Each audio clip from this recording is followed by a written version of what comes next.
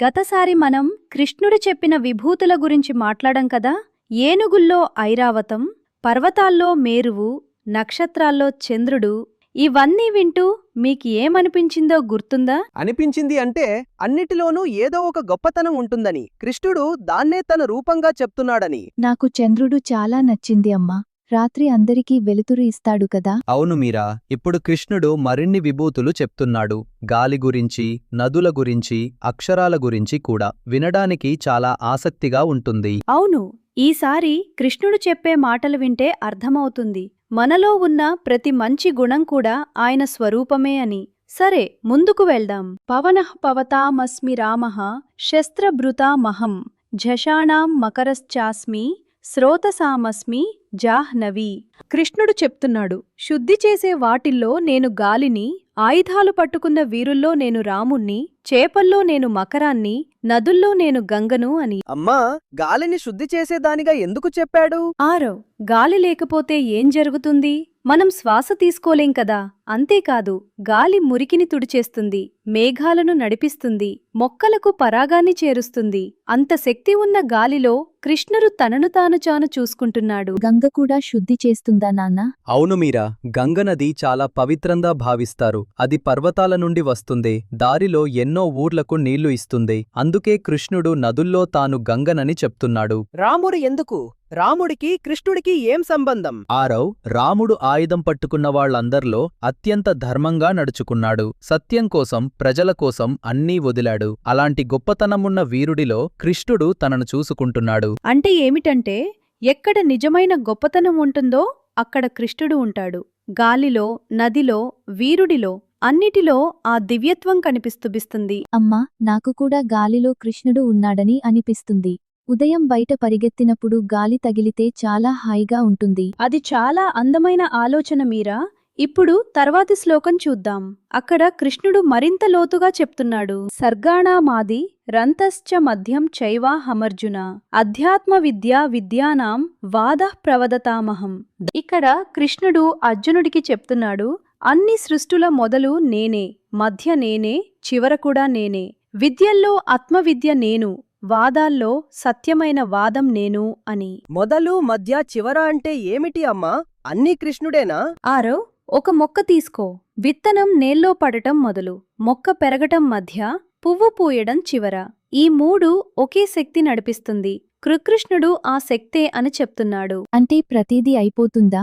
మొక్క కూడా? మీరా, అవుతుంది. కాని అది దుఃఖించాల్సిన విషయం కాదు. ఒక పువ్వు రాలిపోతే కదా తర్వాత కొత్త పువ్వు వస్తుంది. ఆ మొత్తం ప్రయాణం అంతా కృష్ణుడిలో ఉంది అని చెప్తున్నాడు. ఆత్మవిద్య అంటే ఏమిటి నాన్నా? మన గురించి మనం తెలుసుకోవడం.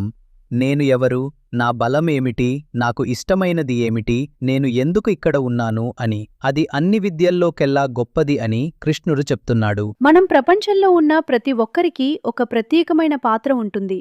అది అర్థం చేసుకోవడమేమే నిజమైన చదువు. అమ్మా, పజిల్ లాంటిదా? ఒక్కో పీస్ తల జాగాలో ఉంటేడే పూర్తి పిక్చర్ వస్తుంది కదా.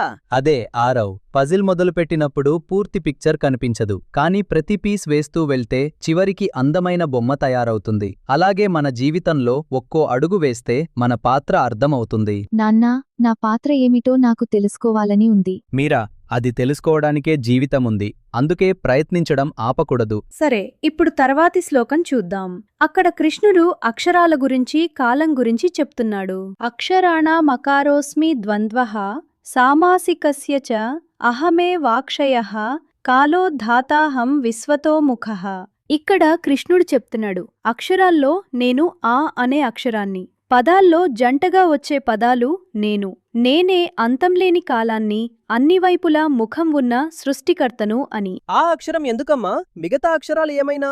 ఆరవ్, ఆ అనే అక్షరం లేకుండా మిగతా అక్షరాలు పలకలేం. తెలుగులో ఆ, ఈ, ఊ అన్నీ ఆతో మొదలవుతాయి. అది అన్నిటికీ మూలం. అందుకే కృష్ణుడు నేను అక్షరాల్లో ఆని అంటున్నాడు. అమ్మా, కాలమంటే టైమా? కృష్ణుడు టైమా? హా మీరా, టైమే. కాలమంటే సమయం. అది ఎప్పుడూ ఆగదు. నిన్న పోయింది రేపు వస్తుంది. ఆ ప్రవాహం ఎప్పుడూ ఆగదు. అంత శక్తి ఉన్న కాలంలో కృష్ణుడు తనను తాను చూసుకుంటున్నాడు. కాలం ఆగదు కదా నాన్న, అది ఎంత పెద్ద విషయమో అనిపిస్తుంది. అవునారు, మనం ఏమి చేసినా ఏమి చెయ్యకపోయినా కాలం పోతూనే ఉంటుంది. అందుకే ఒక్కో క్షణాన్ని అర్థంగా వాడుకోవడం ముఖ్యం. మాటలు మన అర్థాన్ని చెప్తాయి, సమయం మన జీవితాన్ని నడిపిస్తుంది. రెండూ మనల్ని తయారు చేస్తాయి. అంటే టైం వేస్ట్ చేయకూడదని కదా నాన్న? అది ఒక భాగం, కానీ అంతకంటే ముఖ్యం ఏమిటంటే మాటలు మనం ఎలా వాడతామో, సమయాన్ని మనం ఎలా వాడతామో అది మన అర్థాన్ని చూపిస్తుంది. ఇప్పుడు చూడండి తర్వాత కృష్ణుడు ఏం చెప్తున్నాడో. మృత్యుః సర్వహరశ్చాహము ఉద్భవశ్చ భవిష్యతాం కీర్తిః శ్రీర్వాక్చ నారీణాం స్మృతిర్మేధా ధృతిః క్షమా. ఇక్కడ కృష్ణుడు చెప్తున్నాడు, నేనే అన్నిటినీ తీసుకుపోయే మృత్యువుని, రాబోయే వాటికి మూలాన్ని కూడా. స్త్రీలలో ఉన్న కీర్తి, సంపద, మంచి మాట, జ్ఞాపకశక్తి, తెలివి, స్థిరత్వం, ఓపిక ఇవన్నీ నేనే అని. అమ్మా, మృత్యువు కూడు కృష్ణుడేనా? అది భయంగా అనిపించడం లేదా? ఆరవ్ కృష్ణుడు దీన్ని భయపెట్టడానికి చెప్పలేదు. అన్నీ మొదలయ్యేది, అన్నీ అయిపోయేది రెండూ ఆయనే అని చెప్తున్నాడు. అంటే జీవితం మొత్తం ఆయనలోనే ఉంది అని. అమ్మా, ఓపికంటే ఏమిటి? ధృతి అని చెప్పేవు కదా? ధృతి అంటే స్థిరంగా ఉండటం మీరా. కష్టం వచ్చినా, అలసట వచ్చినా నేను చేయగలను అని వదలకకుండా ఉండటం. అది చాలా పెద్ద శక్తి. క్షమ అంటే ఫర్గి చేయడమా నాన్న? అవును ఆరవ్, క్షమ అంటే ఓర్పు కూడా. ఎవరైనా తప్పు చేసినా, మనకు కష్టం కలిగించినా కోపంలో కాకుండా ఓర్పుతో స్పందించడం అది చాలా కష్టం, కానీ అది చాలా గొప్ప గుణం. నాన్న, నాకు ఆరోనా రంగుల పెన్నులు తీసుకున్నప్పుడు కోపం వస్తుంది. అప్పుడు క్షమ చాలా కష్టం. నిజమే మీరా, కానీ కష్టమైనప్పుడే ఆ గుణం నిజంగా పనిచేస్తుంది. స్మృతి, మేధ, ధృతి, క్షమ ఇవి పెంచుకోవడానికే ప్రయత్నిస్తాం. కృష్ణుడిక్కడ చెప్పేదేమిటంటే ఓపిక, తెలివి, స్థిరత్వం, ఓర్పు ఇవి దైవీయ గుణాలు. వాటిని పెంచుకోవడమే మనలో కృష్ణుణ్ణి పెంచుకోవడం. ఇప్పుడు చూద్దాం చివరి శ్లోకం ఏం చెప్తుందో. బృహత్సామ తథా సామ్నాం గాయత్రీ ఛంద సామహం మాసానాం మార్గశీర్షోహమృతూనాం కుసుమాకరః. ఇక్కడ కృష్ణుడు చెప్తున్నాడు, సామవేద వసంతం అంటే స్ప్రింగ్ కదా అమ్మా, అది ఎందుకు అన్నిటికంటే గొప్పది?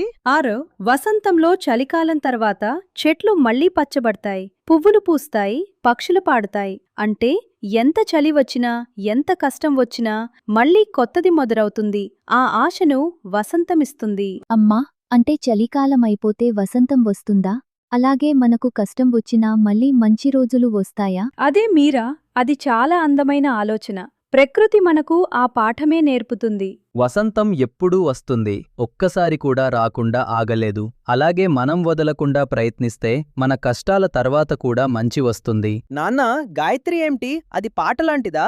గాయత్రి చాలా పవిత్రమైన మంత్రం ఆరవ్. అది సూర్యుడికి చెప్పే నమస్కారం లాంటిది. మాకు తెలివి ఇవ్వు, మాకు వెలుతురు ఇవ్వు అని. అది పద్యాల్లో అన్నిటికంటే ఉన్నతమైనది అని కృష్ణుడు చెప్తున్నాడు. ప్రకృతి చక్రాలు, చలి వెళ్లి వసంతం రావడం, రాత్రి వెళ్లి పగలు రావడం ఇవన్నీ మనకు చెప్తున్నాయి. ఏది ఆగిపోదు, ఏది శాశ్వతంగా ఉండదు. ఆ లయలో కృష్ణుడు ఉన్నాడు. అమ్మా, అంటే ప్రకృతి కూడా కృష్ణుడేనా? ఆ లయలో, ఆ అందంలో, ఆ శక్తిలో అవును మీరా, కృష్ణుడు ఉన్నాడు. ఈ అన్ని శ్లోకాలు వింటే ఒక విషయం అర్థమవుతుంది. కృష్ణుడు అర్జునుడికి చెప్తున్నది ఏమిటంటే, నువ్వు ఒంటరివి కాదు, నీ చుట్టూ ఉన్న ప్రతీదాన్లో నేను ఉన్నాను అని. అర్జునుడికి ఇది వింటే ధైర్యం వచ్చిందా రాన్న? అది మనం ఆలోచించాల్సిన ప్రశ్న. అర్జునుడు యుద్ధభూమిలో నిలబడ్డాడు, చేతులు వణుకుతున్నాయి, మనసు అల్లకల్లోలంగా ఉంది. అప్పుడు కృష్ణుడు, చూడు, గాలిలో నేను ఉన్నాను, నదిలో నేను ఉన్నాను, నీలో ఉన్న ఓపికలో నేను ఉన్నాను అని చెప్తున్నాడు. అంటే అర్జునుడు ఒంటరిగా పోరాడటం లేదు అని కదా? అదే మీరా, మనం కూడా కష్టమైన పని చేసేటప్పుడు, పరీక్ష రాసేటప్పుడు, ఏదైనా నేర్చుకోవడం కష్టంగా అనిపించినప్పుడు మన చుట్టూ ఉన్న శక్తి మనతో ఉంది అని అనిపిస్తే కొంచెం తేలికగా అనిపించదా? అనిపిస్తుందమ్మా. మ్యాథ్స్ ప్రాబ్లం రాకపోతే చాలా ఫ్రస్ట్రేటింగ్ అవుతుంది, కానీ వదలకుండా చేస్తే ఒక్కోసారి అర్థమవుతుంది. అదే ధృతి ఆరవ్, వదలకుండా ఉండటం. అది నీలో ఉంది. కృష్ణుడు చెప్తున్నది అదే. నీలో ఉన్న ఆ స్థిరత్వం, ఆ ఓపిక, ఆ ప్రయత్నం అది దైవీయం. నాన్న, నాకు డ్రాయింగ్ రాకపోతే ఏడుపు వస్తుంది, కానీ మళ్ళీ చేస్తాను. అది కూడా ధృతేనా? అది ఖచ్చితంగా ధృతి మీరా. మళ్లీ తీసుకోవడం, మళ్లీ చెయ్యడం అదే పెద్ద శక్తి. కృష్ణుడు ఈ శ్లోకాల్లో చెప్పిందేమిటంటే, గాలిలో, నదిలో, వసంతంలో, నీలో ఉన్న మంచి గుణాల్లో, అన్నిటిలో నేనే ఉన్నాను. అది వింటే అర్జునుడికి అర్థమైంది, నేను ఒంటరిగా లేను, నా చుట్టూ ఉన్న ప్రపంచమంతా నాతో ఉంది అని. అమ్మా, అర్జునుడిప్పుడు యుద్ధానికి సిద్ధమయ్యాడా? ఆ ప్రయాణం ఇంకా జరుగుతూనే ఉంది ఆరో. కృష్ణుడు చెప్పే మాటలు ఇంకా అయిపోలేదు. ఈరోజు మనం చాలా విన్నాం. గాలిలో కృష్ణుడు, నదిలో కృష్ణుడు, వసంతంలో కృష్ణుడు, మన ఓపికలో కృష్ణుడు. ఇవన్నీ వింటే ఏననిపిస్తుంది? అనిపిస్తుంది నాన్న, ప్రపంచం చాలా పెద్దది, కానీ అన్నిట్లో ఒకే శక్తి ఉంది అని. నాకు వసంతం చాలా నచ్చింది, కష్టం తర్వాత మంచి వస్తుంది అని. ఇప్పుడు 10వ అధ్యాయం దాదాపు పూర్తవుతుంది. కాని దాని ముందే అర్జునుడు కృష్ణుణ్ణి ఒక అద్భుతమైన ప్రశ్న అడుగుతాడు. నీ విభూతులు ఇన్ని ఉంటే నిన్ను పూర్తిగా చూడగలమా అని. అప్పుడు కృష్ణుడు చెప్పే సమాధానం అది వినాలంటే ఊపిరి ఆగిపోతుంది. అమ్మా, కృష్ణుడేం చెప్తాడు? నాకు తెలుసుకోవాలనుంది. అది తర్వాత.